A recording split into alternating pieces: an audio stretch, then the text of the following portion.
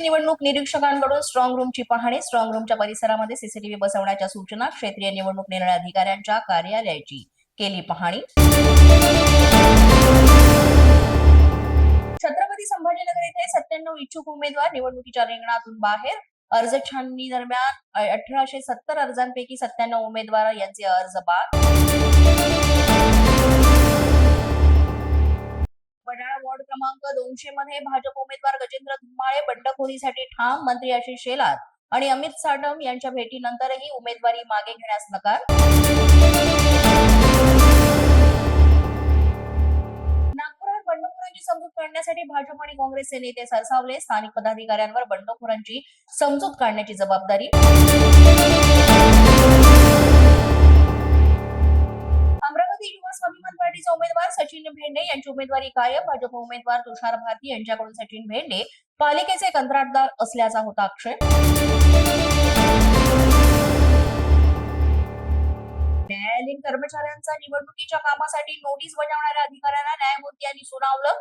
कोणत्या अधिकारापर्यंत तुम्ही न्यायालयीन कर्मचाऱ्यांना निवडणुकीच्या कामाला लावलं? आयुक्तांना प्रतिज्ञापत्र दाखल करण्याचे दिले न्यायाधीशांनी आदेश.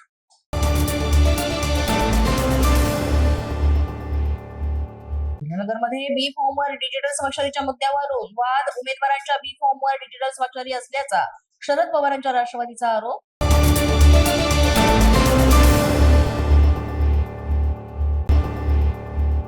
मुंबईत भाजपकडून बंडखोरीला थंड करण्याचा प्रयत्न सुरू. गोरेगाव येथील वॉर्ड क्रमांक 54 मधून संदीप जाधव यांनी बंडखोरी घेतली मागे.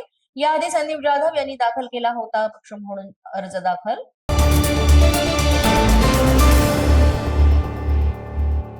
अंधेरी वर्सोवा विधानसभा मतदारसंघात भाजपला धक्का. माजी नगरसेविका रंजना पाटील यांच्या बंडखोरी करत उमेदवारी अर्ज दाखल. पक्षाकडून प्रभाग क्रमांक 63 मधून दुसऱ्या उमेदवाराला अर्ज.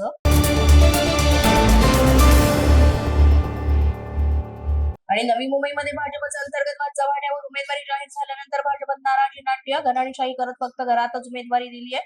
निष्ठावंतांना अंधारात ठेवून डावलल्याचा आरोप. माझा न्यूजच्या बातमीपत्रात आज इतकंच. तुम्हाला आमचं बातमीपत्र कसं वाटतंय याबाबत अवश्य अभिप्राय कळवा.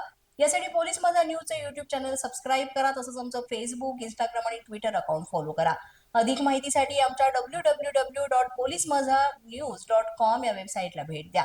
आमचे अधिकृत प्रतिनिधी व्हायचे असेल तर स्क्रीनवर दिलेल्या क्रमांकांवर आजच संपर्क